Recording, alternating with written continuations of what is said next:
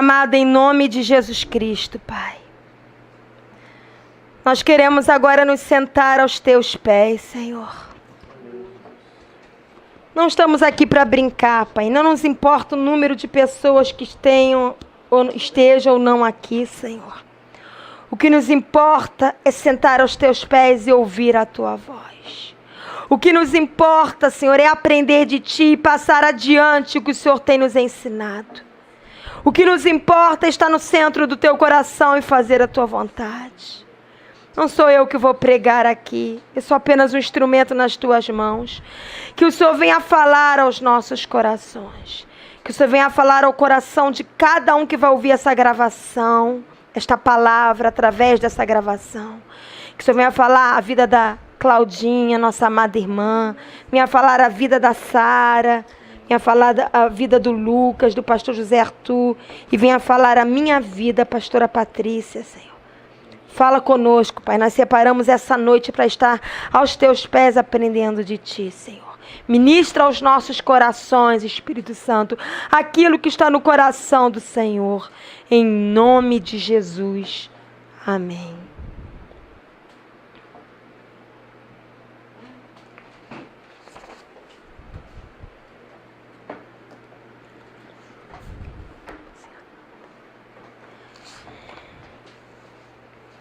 Amém? Vamos abrir a palavra em Gênesis, primeiro livro da Bíblia, Gênesis 25. Gênesis capítulo 25, de 20 a 21. Hoje nós vamos continuar falando sobre cristianismo. Esses dias nós temos falado sobre cristianismo, porque o Senhor tem me levado a ler o livro de Atos e tem mostrado muita coisa sobre o que é ser um cristão de verdade, o que é ser uma igreja segundo o coração de Deus. E uma das coisas que nós vemos muito em Atos, muito mesmo, é que eles tinham uma vida de oração. Os apóstolos, os discípulos, os pastores, as irmãs, eles estavam sempre se reunindo para orar. Eles tinham uma vida aos pés do Senhor de oração. Eles sabiam da importância de estar orando, de estar buscando a Deus em oração. E na realidade tem se concebido nos dias de hoje uma ideia muito errada do que é orar. Muitas vezes tem se usado de repetições e palavras difíceis, ou tem se gritado. Só que orar nada mais é que conversar com Deus. Da mesma forma que você conversa com seu cônjuge, com seus filhos, com seu vizinho, com alguém do seu trabalho, você não fica procurando palavras difíceis para impressionar a pessoa. Você é o que é e usa o seu linguajar para conversar. Assim deve ser com Deus. Deus, Ele é Pai. Deus, Ele é Senhor, mas Ele é Pai. Deus é todo poderoso, mas Ele é o Abba Pai, o papaizinho, que quer conversar conosco. Quando Ele criou Adão e Eva, todas as tardes Ele vinha para conversar com eles. E aquele conversar não era só Deus compartilhando o que estava no coração dele, mas Deus parava também para ouvir o que Adão e Eva tinham para conversar com ele. Então, orar é conversar com Deus. Orar também é um derramar de um coração diante de Deus. Há muitas orações que são vazias, são meras repetições para impressionar quem está ouvindo. Mas na realidade, oração é um derramar daquilo que está no teu coração em total sinceridade. Também é concordar com a vontade de Deus. Por isso é muito importante que estejamos lendo a Bíblia e conhecendo a vontade de Deus. Porque quando conhecemos a vontade de Deus, a cada dia que mergulhamos na palavra, mais certinho vamos orar. Porque nós vamos estar aprendendo a orar segundo o coração de Deus, concordando com a vontade de Deus. Orar também é parar para ouvir, porque a oração não é um monólogo, é um diálogo, onde você fala e Deus também quer falar. Então orar tem que fazer parte da sua vida como cristão, porque orar nada mais é que um verdadeiro relacionamento com Deus. Orar também é interceder. Que aí você não só conversa, mas você se coloca entre uma situação ou entre uma pessoa e Deus intercedendo por algo.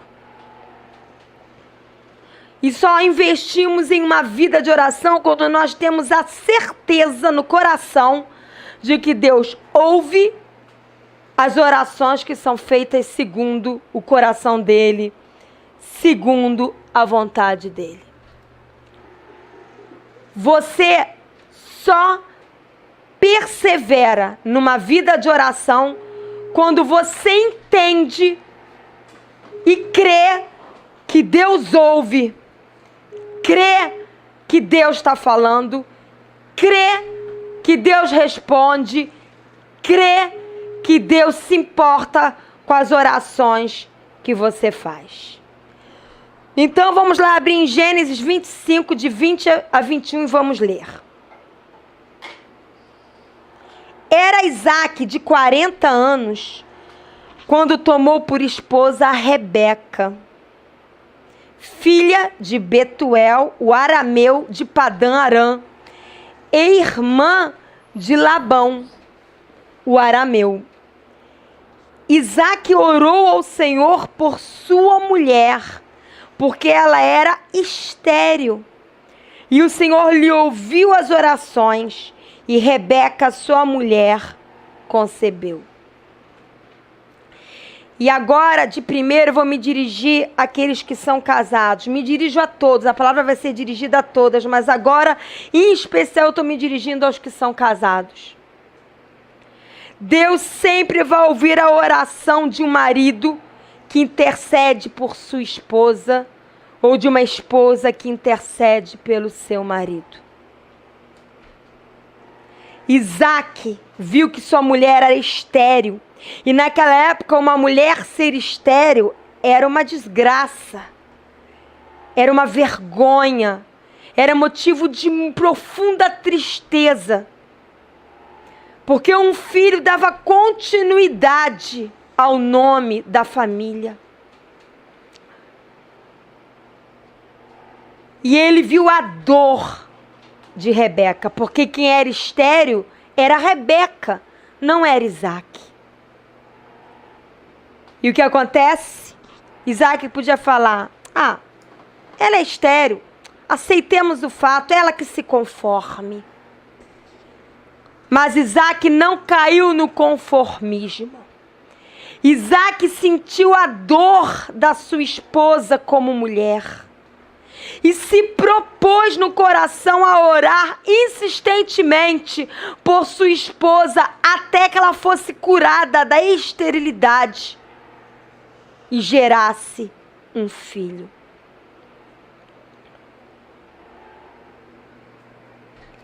Eu quero neste momento, em nome de Jesus, desafiar você que está vendo o seu cônjuge na esterilidade, seja esterilidade emocional, seja esterilidade financeira, seja esterilidade do psique, ou seja, esterilidade espiritual. Que você não desista de orar pelo seu cônjuge. Porque você só vai demonstrar verdadeiro amor pelo seu cônjuge se diariamente você orar diante de Deus pela vida dele. Você vai estar demonstrando que se importa com a debilidade, seja em que área for, do seu cônjuge. e que se importa e deseja profundamente que haja a intervenção de Deus. Quando você deseja de todo o coração que Deus intervenha na vida do seu cônjuge, você vai pagar o preço de orar diariamente por ele. Vão haver momentos que vai vir sobre você, tá difícil, não tem mais jeito. Eu falo, não adianta, eu oro, nada acontece. Não desista. Não desista, persevere. Porque Deus pode mudar esta esterilidade em procriação. Deus pode trazer algo novo, gerar vida naquilo que está morto. Então Deus, ele sempre vai ouvir a oração de um marido que intercede pela esposa e de uma esposa que intercede pelo marido, porque diante de Deus eles são uma só carne. Vamos abrir agora em 1 Reis, livro de 1 Reis, capítulo 8, versículo 22 a 23. Capítulo 8, 1 Reis, capítulo 8, 22 a 23, diz assim.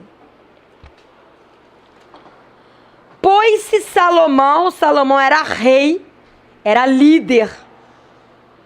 Pôs-se Salomão diante do altar do Senhor, na presença de toda a congregação de Israel, e estendeu as mãos para os céus. O exemplo vinha de cima. O exemplo vinha da liderança. Liderança que exige que a igreja ore, que as ovelhas orem, mas ele não tem uma vida de oração. Ele não tem competência para exigir nada. As ovelhas precisam aprender com o exemplo da liderança. Salomão aqui, ele estendeu as mãos para os céus diante de toda a congregação. Diz aqui no versículo 23. E disse: Ó Senhor Deus de Israel, não há Deus como tu, em cima nos céus, nem embaixo na terra, como tu que guardas a aliança e a misericórdia a teus servos, que de todo o coração andam diante de ti. Veja bem, Salomão estava orando porque ele reconhecia, por experiência e intimidade com Deus, de que Deus era incomparável, de que Deus era um Deus de aliança, de que Deus era um Deus misericordioso, e que ouve todos aqueles que andam de coração diante dele. Porque Salomão tinha essa visão e isso queimando em seu coração, então ele tinha uma vida de oração. Pula para o versículo 28, diz assim: Atenta, pois, para a oração de teu servo e para a sua súplica, ó Senhor meu Deus, para ouvires o clamor e a oração que faz hoje o teu servo diante de ti, para que os teus olhos estejam abertos noite e dia sobre esta casa. Guarda isso. Pelo que Salomão estava orando? Que os olhos do Senhor estivessem abertos noite e dia sobre a casa dele, isto é, sobre a igreja. Continua: sobre este lugar do qual disseste, o meu nome estará ali, para ouvires a oração que o teu servo fizer neste lugar. Ouve, pois, a súplica do teu servo e do teu povo de Israel, quando orarem neste lugar. Ouve no céu, o lugar da tua habitação. Ouve e perdoa. Salomão sabia que o maior alvo de oração de um cristão é orar pela igreja. E quando eu falo de orar pela igreja, não estou falando, ó Senhor, que o nosso templo fique mais bonito, que os nossos assentos fiquem mais estofados, que os nossos púlpitos sejam mais ornamentados. Não. Está falando de orar pela igreja, orar pelas vidas. Vida a vida, se importar com as vidas, interceder pelas vidas, orar para que venha santidade, orar para que venha pureza de coração, orar para que venha retidão. Lembre Salmo que fala, que o Senhor fala, quero que orem para que haja paz em Jerusalém. Não está falando para nós orarmos lá pela cidade de Jerusalém. Está falando para nós orarmos pela Jerusalém espiritual, que inclui tantos que lá se converterem, quantos do Brasil, dos Estados Unidos, da China, do Japão. É a igreja de Cristo. Orai para que haja paz, que a igreja de Cristo experimente a paz do Senhor, independente das circunstâncias. Quando você se envolve em estar orando pela casa do Senhor, você está buscando os interesses de Deus. Porque lembra, Jesus, ele vem buscar uma noiva e não uma religião. Jesus morreu na cruz por causa de uma noiva. O propósito de Deus é ter uma família de muitos filhos iguais a Jesus. Então, quando nós oramos pela igreja, pelas vidas, nós estamos orando segundo o propósito de Deus. Ainda em 1 Reis 8, olha o que diz, versículo 54, capítulo 8, versículo 54, diz assim: tendo Salomão acabado de fazer ao Senhor toda esta oração e súplica, estando de joelhos e com as mãos estendidas para os céus, se levantou de diante do altar do Senhor. Salomão esteve todo esse tempo de joelhos, prostrado na presença de Deus, diante de toda a congregação, com as mãos estendidas para os céus, clamando, intercedendo pela casa de Deus. Será que temos visto líderes assim? Quanto é mais importante um líder todo arrumadinho no púlpito bonito, pregando bonito, ou um líder que coloca os seus joelhos no chão, dia após dia, e clama pela igreja? Versículo 59, ainda de 1 Reis 8, diz assim: que estas minhas palavras com que supliquei perante o Senhor estejam presentes diante do Senhor nosso Deus de dia e de noite, para que faça a ele justiça ao seu servo e ao seu povo de Israel, segundo cada dia o exigir, para que todos os povos da terra saibam que o Senhor é Deus e que não há outro. Seja perfeito o vosso coração para com o Senhor nosso Deus, para andardes nos seus estatutos e guardardes os seus mandamentos, como hoje o fazeis. Salomão, ele orava, intercedia pela casa do Senhor dia e noite. Para quê? Para que todos os povos da terra saibam que o Senhor é Deus e que não há outro. Diz lá no Novo Testamento que a multiforme sabedoria de Deus é expressa através de quem? Da igreja. Quando a igreja estende as mãos para orar, para abençoar, para me ensinar a palavra, para fazer diferença nas vidas, ela está sendo uma continuidade do ministério de quem? De Jesus. Então, quando você intercede pela casa do Senhor, não é para que a igreja templo fique bonita, mas para que a igreja vidas possa ser uma expressão do caráter, da santidade, do amor, da própria vida do Senhor, fazendo diferença a todos que estão ao seu redor. Lembra que diz no Novo Testamento? Quero que vocês sejam sal na terra. Se o sal se tornar insípido, para nada presta, senão para ser lançado fora e pisado. Se a igreja não serve para ser sal, ela não serve para nada. Quando Jesus fala que quer a adoração da igreja, que quer o amor da igreja, não é só com melodiosos louvores e momentos de adoração e cânticos. Também, mas não é só isso. Porque obedecer também é adorar. Fazer o que ele manda também é adorar. Não por obrigação, mas porque você aprendeu a adorá-lo e amá-lo tão profundamente que tudo que você obedece e faz é porque você ama. Então, quando você se dispõe a fazer diferença em vidas que Deus ama, você também está adorando como noiva ao Senhor Jesus.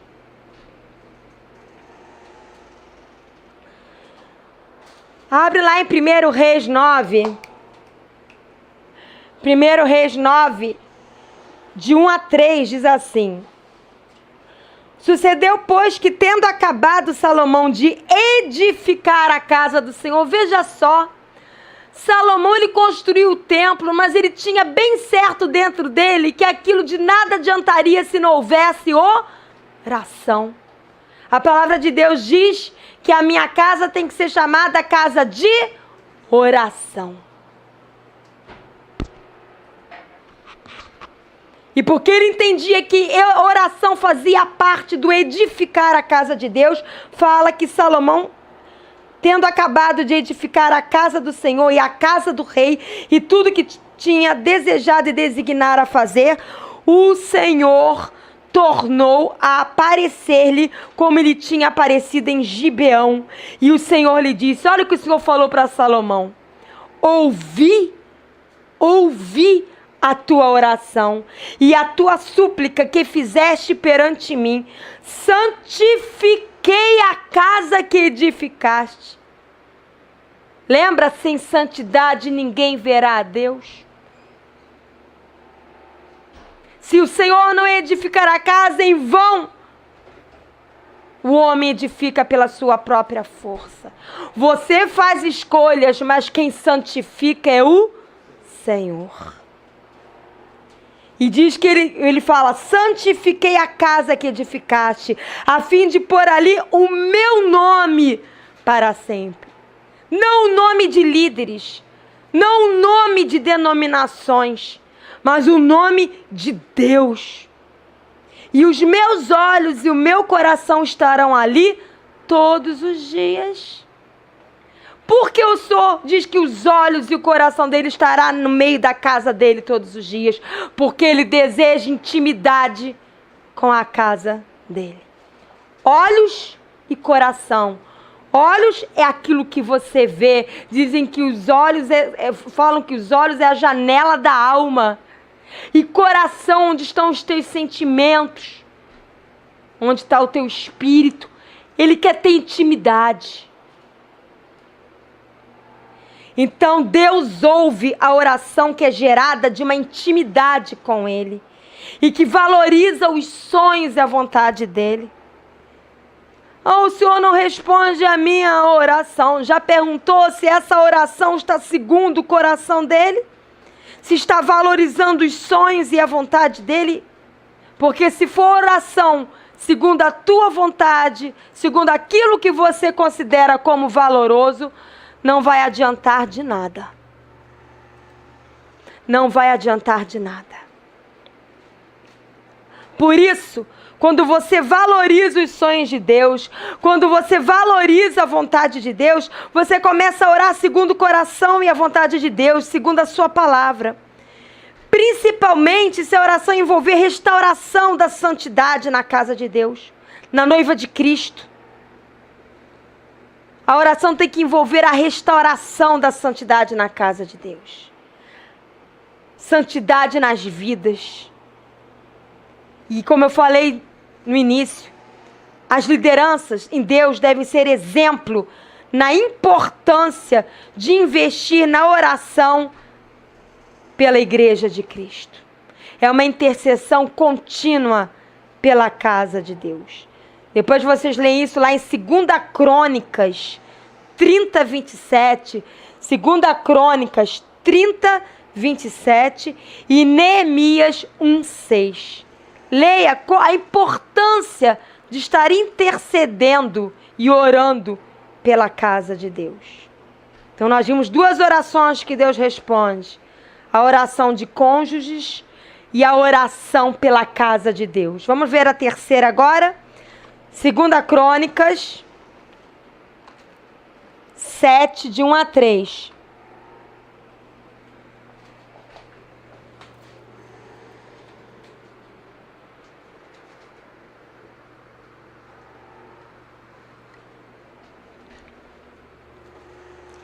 Segunda Crônicas 7, de 1 a 3, diz assim: Tendo Salomão acabado de orar, ele tinha acabado de orar, desceu fogo do céu, para que vocês possam quicar, para que vocês possam ficar pulando e sentir arrepios e ficar todo mundo muito feliz.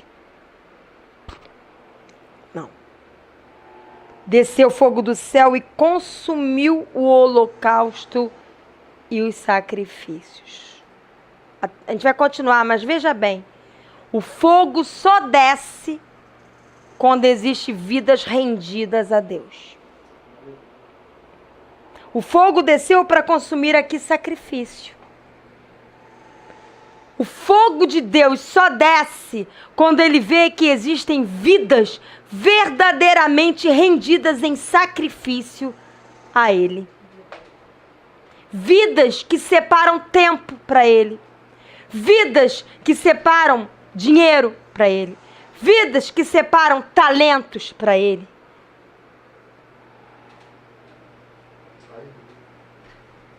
Vidas que vivem em amor a ele. E aí o fogo dele desce. O fogo dele não desce sempre tem propósito. Vemos muitas reuniões, fogo de Deus, em vidas que não têm nenhum compromisso com o Senhor Jesus. E eu questiono que tipo de fogo é esse, porque o inimigo, ele imita o fogo também. Ele sabe imitar direitinho. E continua aqui. E a glória do Senhor encheu a casa. O que encheu o lugar quando o fogo desceu não foi a gritaria, um frenesi, uma histeria. Não, foi a glória do Senhor. E diz no versículo 2, os sacerdotes não podiam nem entrar na casa do Senhor porque a glória tinha enchido a casa do Senhor. Pensa comigo. A glória do Senhor é comparada na Bíblia a uma fumaça. Já leram isso? E a fumaça encheu aquele lugar. É comparado com a nuvem do Senhor encheu aquele lugar. Parou para pensar que fumaça é algo leve? Que nuvem é algo leve? Quando a criança faz um desenho que é botar alto relevo na nuvem, ela não põe pedra, ela põe algodão. Por que isso? Por que isso? Porque a glória de Deus não é histeria. A glória de Deus não é frenesi. A glória de Deus é ser transformado de glória em glória à imagem dele. Diz lá em 1 Coríntios. Não sei se é 1 ou 2 Coríntios, que diz que glória em glória somos transformados à imagem dele. Deus não manda o fogo dele, não traz a glória dele sem propósito.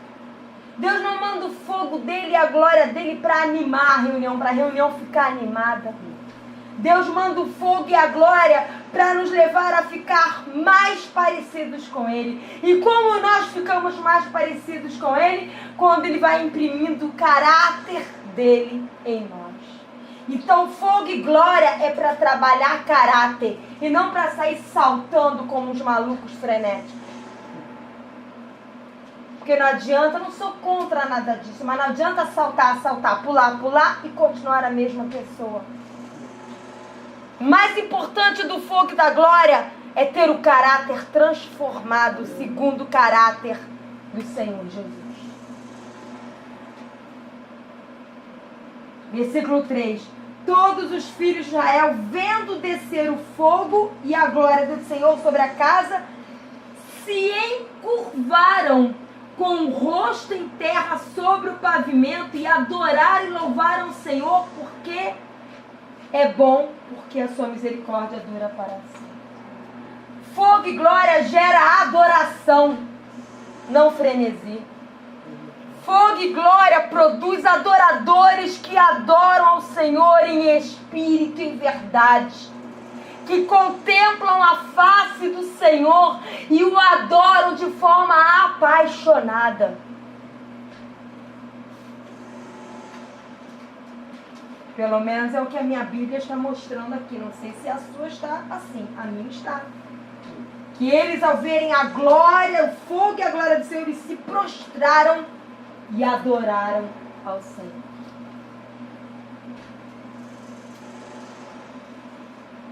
Mas o que eu quero chamar a atenção aqui nesse texto é que estava reunida a liderança e os filhos de Israel. Unidade. Deus ouve a oração feita em unidade, quando as lideranças e todo o povo de Deus estão unidos em um só coração, em um só propósito, porque o reino dividido não subsiste. Quando a oração é feita em unidade, Deus então traz a sua glória. E com essa glória Ele gera temor. Com essa glória Ele nos ensina a ser reverentes. Com essa glória Ele gera em nós uma adoração genuína. E com essa glória Ele nos torna mais parecidos com Ele. Cada vez que nos dispomos a orar segundo a vontade de Deus com um só coração, ficamos expostos à glória de Deus.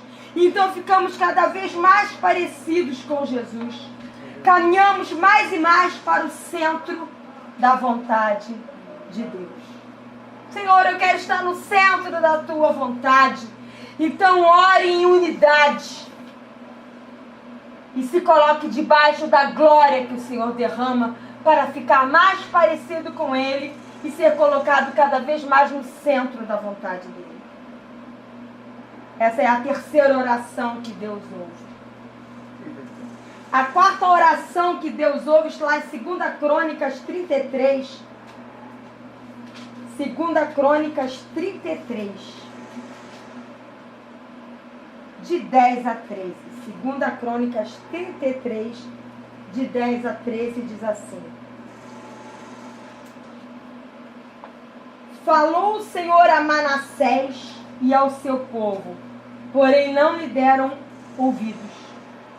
Pelo que o Senhor trouxe sobre eles os príncipes do exército do rei da Síria, os quais prenderam Manassés com ganchos, amarraram-no com cadeias e o levaram à Babilônia. Estávamos falando sobre Babilônia hoje. Ele, angustiado, suplicou deveras ao Senhor seu Deus e muito se humilhou perante o Deus de seus pais. Fez-lhe oração e Deus se tornou favorável para com ele. E atendeu-lhe a súplica e o fez voltar para Jerusalém, ao seu reino. Então reconheceu Manassés que o Senhor era Deus. Mostra aqui um homem que Deus mostrou que era certo, mas ele não deu ouvidos. Ele era um príncipe, ele era um rei em Jerusalém. E ele não deu ouvidos ao que o Senhor estava falando. E por isso o Senhor levantou reis de um exército inimigo e levou Manassés, sendo rei de Jerusalém, levou ele preso com ganchos, amarrado com cadeias, e levaram ele cativo para a Babilônia. E ao chegar lá, ao invés de ele se entregar à amargura e ao azedume e se revoltar, ele reconheceu que tinha errado. Ele reconheceu que tinha magoado, que tinha manchado todo o propósito de Deus na vida dele e através da vida dele, que ele tinha sido desobediente, que ele tinha se rebelado contra Deus. E ele, angustiado, se humilhou e suplicou ao Deus vivo, ao Deus de seus pais. Havia uma semente dentro dele. Então ele fez essa oração, e o que Deus fez? Rejeitou não. Deus ouviu a oração de Manassés, livrou ele do cativeiro de Babilônia, trouxe ele de volta para Jerusalém e falou: fica aí, já trouxe você de volta, você fica aí. Você errou, se arrependeu, já trouxe você de volta, você fica aí. Não, Deus restaurou o reino, e ele voltou a reinar. É o Deus da segunda chance. Deus, ele ouve a oração de um coração que verdadeiramente se arrepende, se humilha diante dele, reconhecendo os seus erros, reconhecendo que pecou, e se coloca em total dependência de Deus, e começa a caminhar em direção de acertar diante de Deus. Então Deus vem, capacita, fortalece para que ele consiga acertar. Então seu coração sai do cativeiro de Babilônia. Quantos estão caídos no meio do caminho porque erraram e não se arrependeram e hoje estão cativos? Já reinaram na casa de Deus, já reinaram no reino de Deus, porque o Senhor nos coloca como reis e sacerdotes para reinar com Ele, diz lá em Apocalipse. E hoje não estão reinando, estão cativos ao sistema babilônico, ao sistema deste mundo. Estão cativos ao sistema religioso que é governado pelo espírito de Jezabel. E não se arrependem. Mas se verdadeiramente se arrependerem, reconhecerem os seus erros, se verem onde caíram e dali se arrependerem, o Senhor vem e o levanta e o tira do cativeiro babilônico e traz de volta e coloca sobre você novamente a condição de rei e sacerdote. Ele é o Deus da segunda chance. Você que considera que já não tem mais jeito, que Deus é o Deus da segunda chance. Deus deu uma segunda chance para Manassés e pode dar uma segunda chance a você. Se você verdadeiramente se arrepender, Deus ouve a tua oração humilde, de súplica, de arrependimento, e liberta você desse cativeiro que você se encontra e coloca você para reinar e adorar a Ele novamente no meio do seu povo.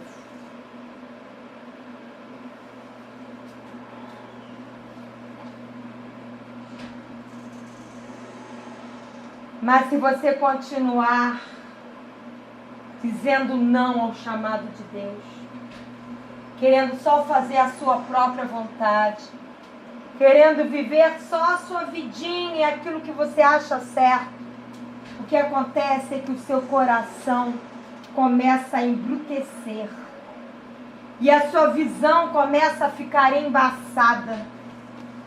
Então você começa a ficar preso por ganchos e preso por cadeias, porque você abre espaço para que o inimigo atue. Você abre espaço para que o inimigo te aprisione, porque você não se arrepende, porque você continua a viver de forma egoísta, só para a sua vontade. Então o inimigo te aprisiona.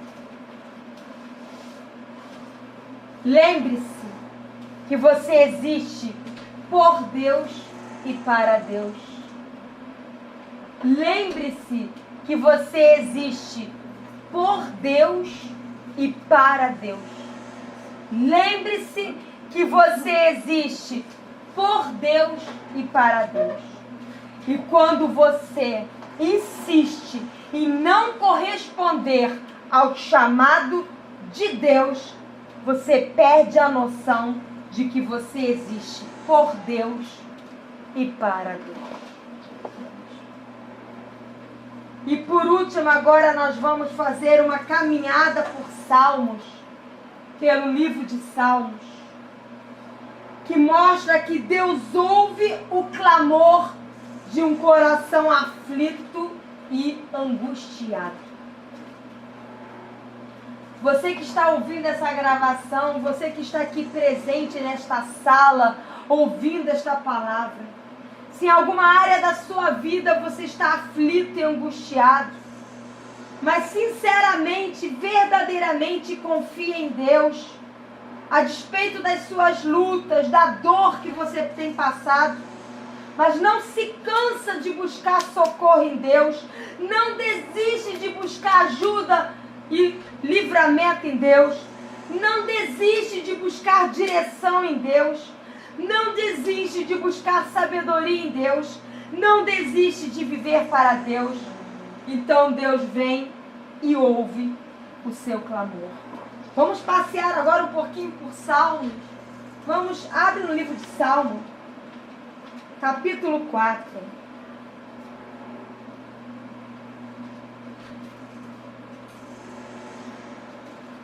Salmo capítulo 4, versículo 1 somente, diz assim: Responde-me quando clamo, ó Deus da minha justiça. Na angústia me tens aliviado. De novo, na angústia me tens aliviado. Tem misericórdia de mim e ouve a minha oração. Deus, Ele traz alívio a toda e qualquer angústia. Não importa o nível de angústia que você esteja passando, Deus é misericordioso suficiente para aliviar a angústia daquele que clama a Ele de todo o coração. Salmo 5, de 1 a 3 diz assim: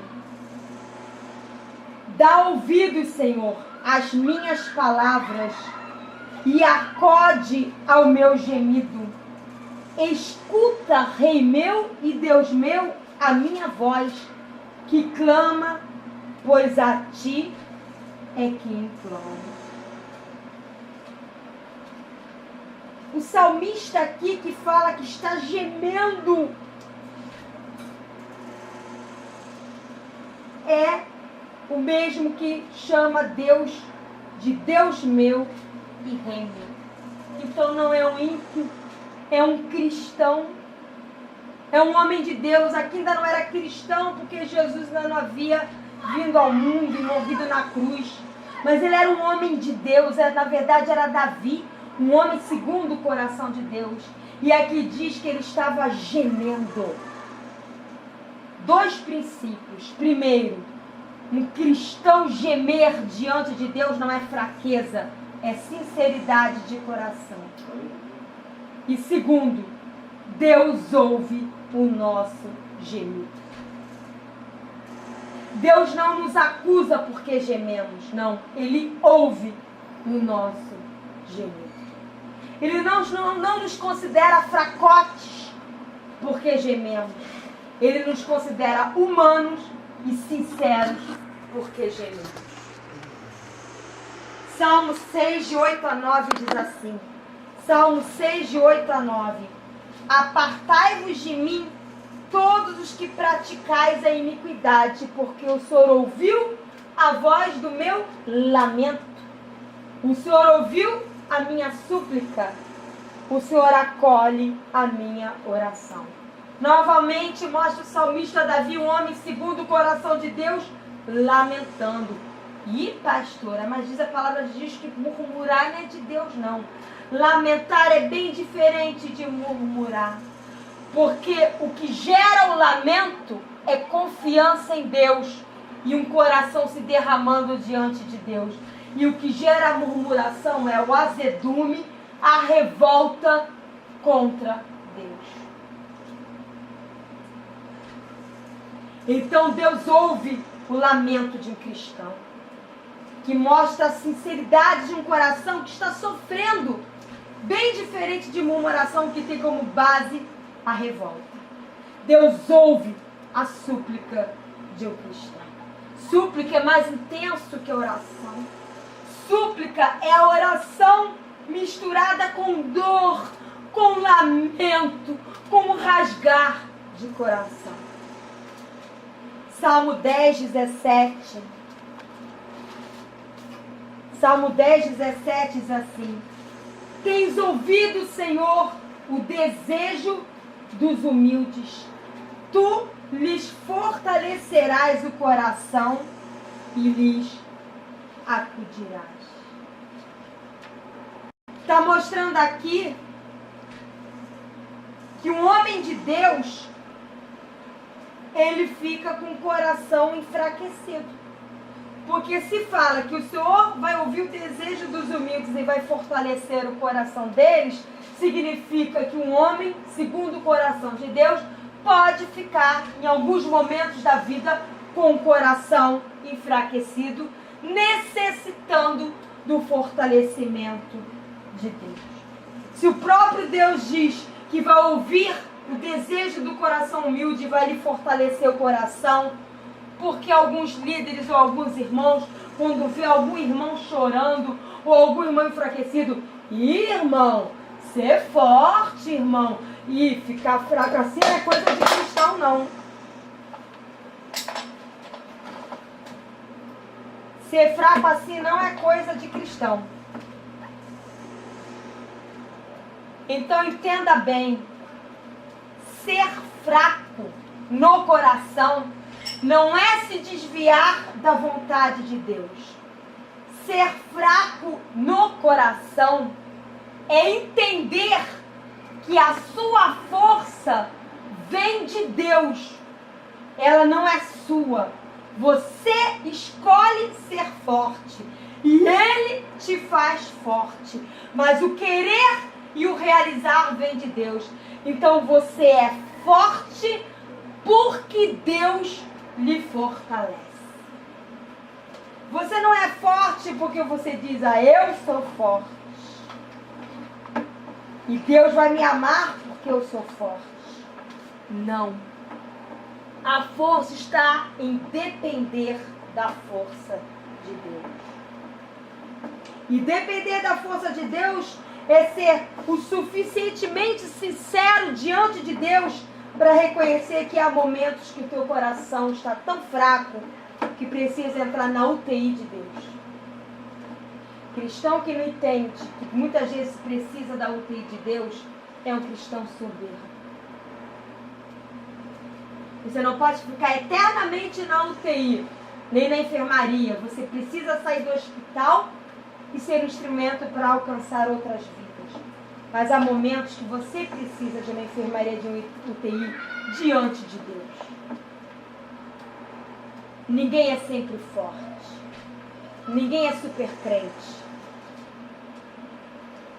Vamos abrir agora em Salmo 17:1. Salmo 17:1. Ouve, Senhor, a causa justa. Atende ao meu clamor. Dá ouvidos à minha oração que procede de lábios não fraudulentos. 3 princípios aqui. O Senhor só vai atender ao clamor se a causa for justa. E a causa só é justa se for na justiça de Deus. E só é na justiça de Deus se for segundo o coração de Deus. Primeiro princípio. Segundo princípio, o Senhor só vai ouvir o clamor e a oração se proceder de lábios não fraudulentos. Se você usa os teus lábios para falar mal, para xingar, para fofocar, para maldizer, para caluniar,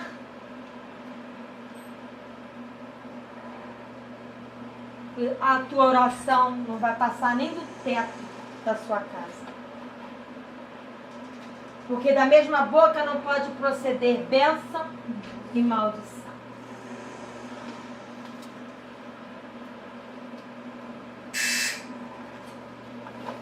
Deus ouve a causa justa segundo o seu coração e não segundo o que achamos ser o certo.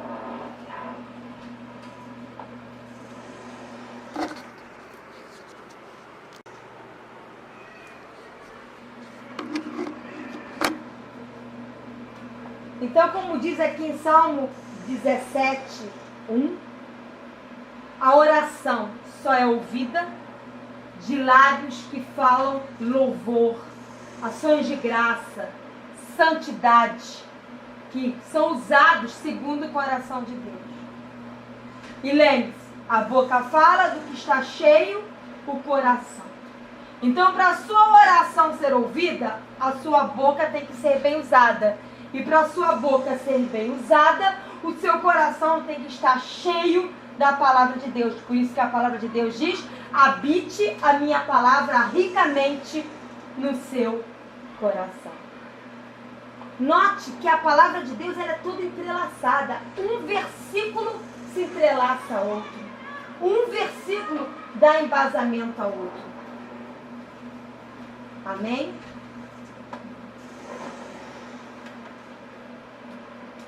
Vamos continuar? Salmo 25, de 1 a 3. Salmo 25, de 1 a 3. Salmo 25, de 1 a 3 diz assim: a ti, Senhor, elevo a minha alma. Deus meu, em ti confio, não seja eu envergonhado, nem exultem sobre mim os meus inimigos. Com efeito, dos que em ti esperam, ninguém será envergonhado. Envergonhados serão os que sem causa procedem traiçoeiramente. Aqui mostra claramente que Deus ouve a oração daquele que primeiro aprende a esperar. Com efeito, dos que em ti esperam, ninguém será envergonhado.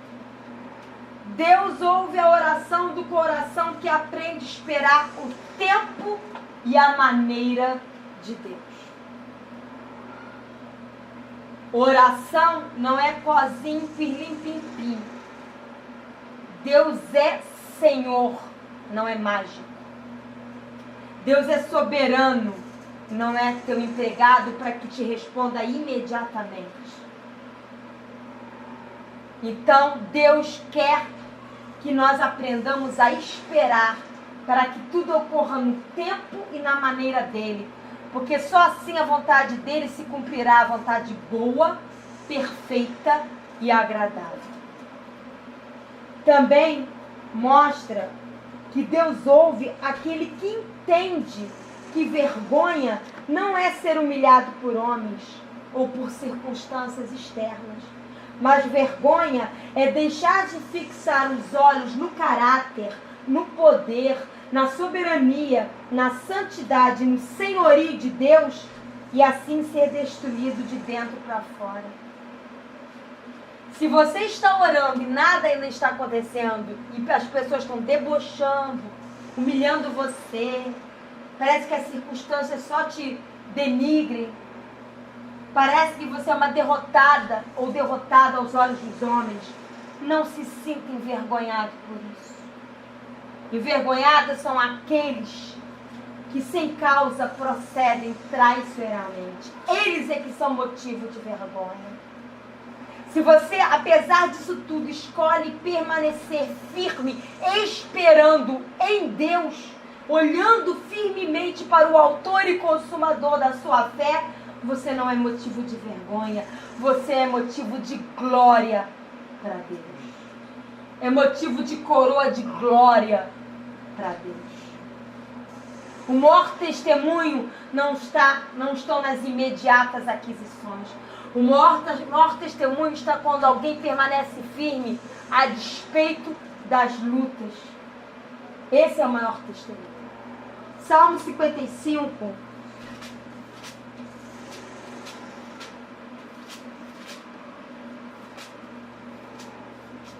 Salmo 55, versículo 16 e 17 diz assim: eu, porém, invocarei a Deus e o Senhor me salvará.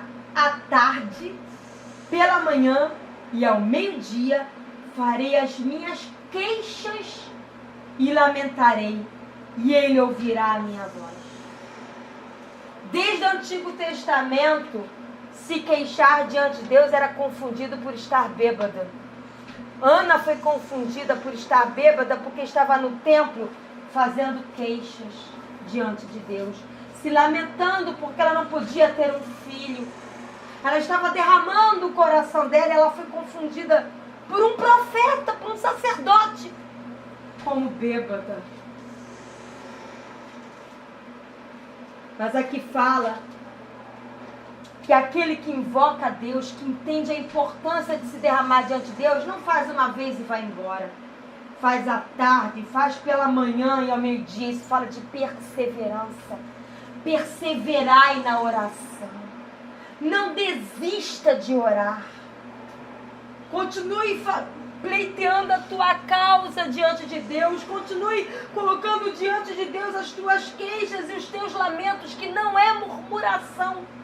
Se queixar e lamentar diante de Deus é colocar toda a situação como ela é, com toda a sinceridade, não vestir máscaras diante de Deus. Não chegar para Deus, ó, como está alegre o meu coração, quando você está sangrando por dentro. Escolher adorar a Deus sangrando por dentro é uma coisa. Chegar diante de Deus e dizer para Ele que você está alegre quando você não está, é mentira. E Deus não quer que você seja mentiroso. Deus não quer que você seja falso. A palavra de Deus, venha como está. Entrai ousadamente no Santo dos Santos, com intrepidez, com ousadia, pelo novo e vivo caminho que Jesus já preparou. Seja você mesmo diante de Deus. Deus, Ele sabe o que está dentro de você. Não vista máscaras. E Ele vai ouvir a sua voz. Isso você pode ler também em casa. Salmo 66, versículo 20 também está de acordo com o que eu acabei de falar. Salmo 66, versículo 20. Então Deus ouve o que persevera em colocar diante dele todas as coisas. Porque Deus não se cansa de ouvir o nosso clamor. O que entristece e cansa a Deus é a rebeldia. O que entristece e cansa a Deus é o orgulho, a soberba. É isso que Ele abomina. Não um coração que vive clamando a Deus. Ele não abomina isso. Ele não se cansa de ouvir o seu clamor. Amém. Ele não se cansa de ouvir o seu clamor. Deus quer que você prossiga para o alvo. Ele se entristece quando você paralisa na dor, não quando você coloca a sua dor diante dele. Não é errado colocar a sua dor diante dele. Ruim, errado é quando você paralisa na dor. Eis-me aqui, Senhor, eu estou com dor, nada farei, ficarei ali como uma estátua, sentindo dor. Não, Senhor, eu estou com dor, está doendo, mas eu vou prosseguir para o alvo. E eu sei que o Senhor vai me curar. Senhor, está difícil, dá vontade de parar, mas na tua força eu vou continuar, porque eu sei que a força vem de ti. Não deixe de corresponder ao chamado de Deus por causa da dor. Prossiga no chamado de Deus, colocando diante dele a tua dor. Salmo 61, de 1 a 4. Estamos quase chegando ao fim. Salmo 61, de 1 a 4, diz assim: ouve, ó Deus, a minha súplica, atende a minha oração. Desde os confins da terra clamo a ti, no abatimento do meu coração. Ui! Cristão fica com o coração abatido. Leva-me para a rocha que é alta demais para mim. Eu sozinho não consigo chegar, então me leva lá, Senhor. Pois tu tens sido refúgio, torre forte contra o inimigo.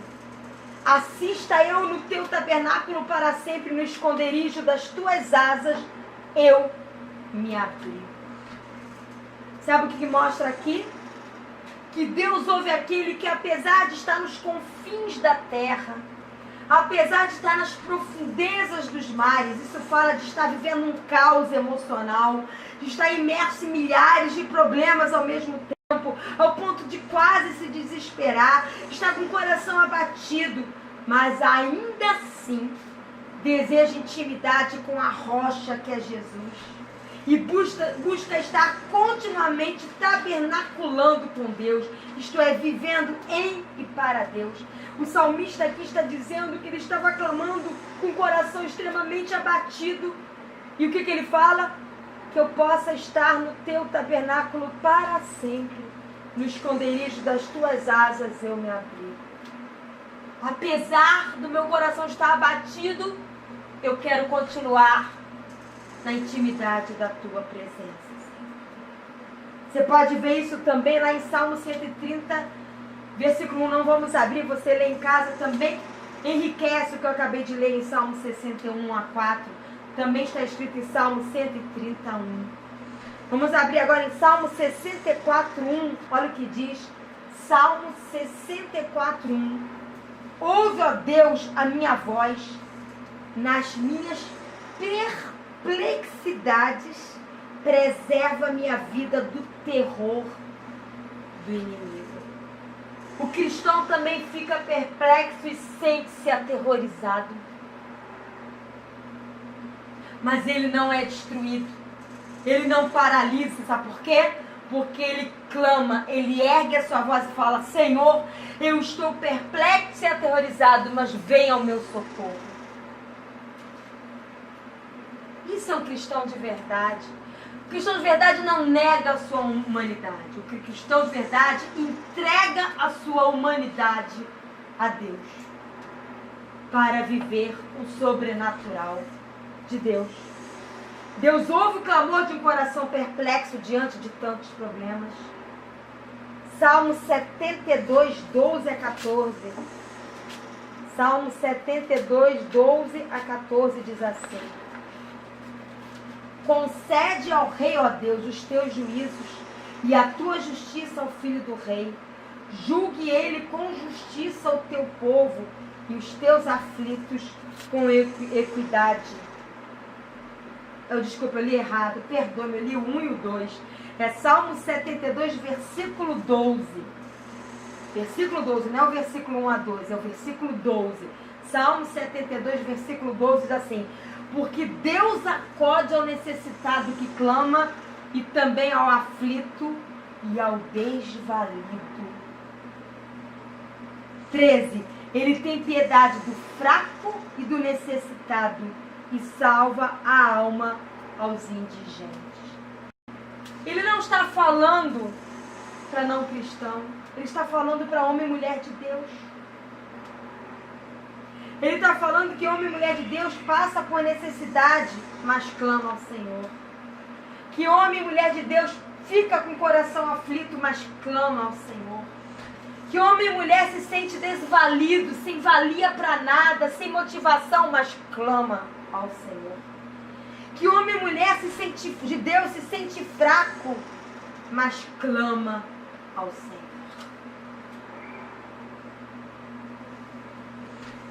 Deus acode ao clamor do necessitado, do aflito, do enfraquecido e da alma oprimida e violentada. Salmo 77, de 1 a 2. Salmo 77, de 1 a 2 diz assim: eleva a Deus a minha voz e clamo, eleva a Deus a minha voz para que me atenda. No dia da minha angústia procuro o Senhor. Erguem-se as minhas mãos durante a noite e não se cansam. A minha alma recusa consolar-se. Aqui mostra alguém que mesmo que esteja passando pela angústia, ele continua clamando, erguendo a sua voz, porque ele crê que é um Deus que responde. E ele procura o Senhor. E ele não se cansa de clamar, porque ele não se entrega ao conformismo. Quando diz, a minha alma recusa consolar-se, eu não vou me entregar ao conformismo, mas eu vou clamar. Eu vou procurar o Senhor, ainda que eu esteja gemendo, ainda que eu esteja aflito, eu vou clamar, eu vou procurar. Mas, pastora, a gente já entendeu por que tantos versículos tão parecidos, para que você entenda de uma vez por toda que cristão não é um super crente.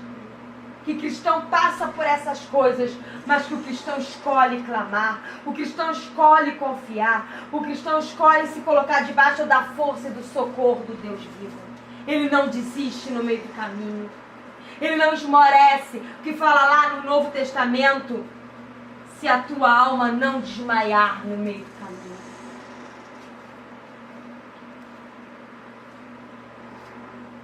Eu vou pedir que você leia por causa da hora avançada. Eu vou pedir que você leia em casa também o Salmo 88, versículo 1. Salmo 88, versículo 1, que diz que Deus ouve o clamor daquele que se aproxima mais ainda de Deus e do coração de Deus em meio às angústias. Que as angústias não afastam você de Deus, pelo contrário, aproximam você mais de Deus. E aí você não desiste no meio do caminho. Vou pedir que você leia Salmo 116, de 1 a 6, que mostra um Deus se inclinando para nos ouvir. Que Deus se importa quando nos sentimos angustiados, atribulados, tristes, porque Ele é misericordioso e nos levanta de toda prostração quando nós nos dispomos a clamar e perseverar clamando na presença dEle. Também Salmo 121 e 2, você também leia na sua Bíblia depois em casa. Salmo 121 e 2, Deus ouve nosso clamor e nos livra das consequências malignas das mentiras que falsamente levantam contra nós. Eu quero ler Salmo 121 e 2, abre lá, vale muito a pena. Salmo 121 e 2. Quantos não estão passando pelo que está escrito aqui? Salmo 120, versículo 1 e 2 diz: na minha angústia clamo ao Senhor e Ele me ouve. Senhor, livra-me dos lábios mentirosos e da língua enganadora. Quantos lábios mentirosos têm se levantado contra você para te caluniar? Quantas línguas enganadoras têm dito enganos contra você para te denegrir? Mas não paralise, porque Deus ouve o seu clamor e vai te livrar das consequências dos que agem assim contra você. E Ele nos ensina que, a despeito, apesar das mentiras que falam para te denegrir, o que importa é continuarmos verdadeiros de coração diante de Deus. E por último, para terminar, o último texto hoje, Salmo 143, 1 diz assim. Salmo 143, 1. Atende, Senhor, a minha oração. Dá ouvidos às minhas súplicas. Responde-me segundo a tua fidelidade e a tua justiça. O Senhor não vai responder porque você é bonzinho.